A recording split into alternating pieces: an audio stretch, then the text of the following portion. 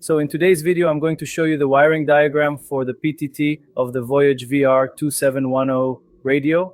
I'll show you the inside here and also the wiring diagram for the PTT connections. I'll also show you a CCE model 7000 radio, which had a problem with the PLL, an obsolete component, and I found a solution using a DDS system. So this is the inside of the PTT. It's very simple. It has a small board with the control switches, which are the PTT switch and the channel change switch. The microphone is an electret type, and I'll show you the connections in the wiring diagram. Inside, we also have some metal weights to make the PTT a bit heavier, since it's very simple and has practically no weight. So let's go take a look at the wiring diagram. So I drew a wiring diagram here. It's very simple. Here we have the connector. It's a 6-pin connector. Here's a photo for reference. And here are the connections. So pin 1 is GND. It's the circuit ground. Pin 2 is mic, the electret microphone.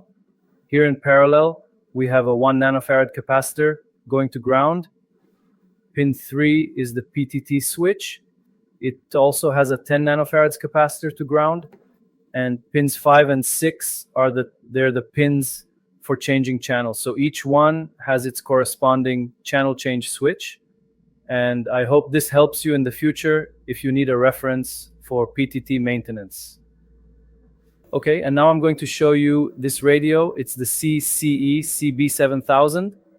This equipment had been sitting unused for many years. It had a problem with the PLL, which is an obsolete component. It's no longer easily available on the market, and it sat unused for a long time because of this faulty component. So I had the idea to try to make a system with a DDS to replace the radio's original PLL, So I used an SI5351 module along with a microcontroller, in this case an Arduino Pro Mini.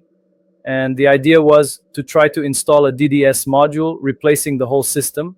However, because the display space is very small, it uses a very small display. I saw that I would have trouble adapting another display here.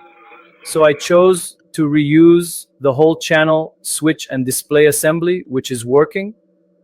So for that, I mapped, the switch for each channel position.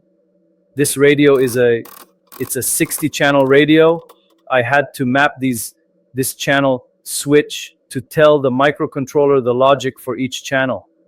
It has a level of 5.2 volts on each pin of the microcontroller, meaning on each pin of the switch. So it's fully compatible with a microcontroller, with Arduino, so I had no problem with that. So it was very simple. I wrote a code that reads the position of the switch and outputs the binary for each pin there from the output, of the switch module. And then it reads each channel position. I went switching up to channel 60, so it read each set of binary there for each switch position. After doing all this mapping of the 60 switch positions, I applied this code, conditioning each switch position for each channel to generate, each corresponding frequency. Besides that, I'm generating the 37.660 megahertz frequency here on channel 1. And besides that, I'm also generating a fixed frequency for transmission. This 37.660 frequency is shared between transmission and reception. And for transmission, it still generates, it has a 10.695 megahertz oscillator. It's a fixed oscillator. When you transmit, it starts operating, mixes with the 37.660, and generates the final frequency.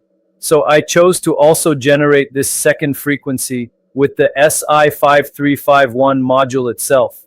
So it generates the 37.660 and also generates the 10.695, since the original crystal was also damaged. So I chose to generate these two frequencies since this crystal is also very, very hard to get, So with the help of the microcontroller, we managed to make the SI5351 module generate all the frequencies for the radio to work. Okay? So today it is operational. I managed to keep the originality of the switch here and use a much more modern, more stable system, which is the SI5351 module. And the radio is back to operating normally. So that's it. I hope you enjoyed today's video. If you liked the video, leave a like, subscribe to the channel, and see you in the next video.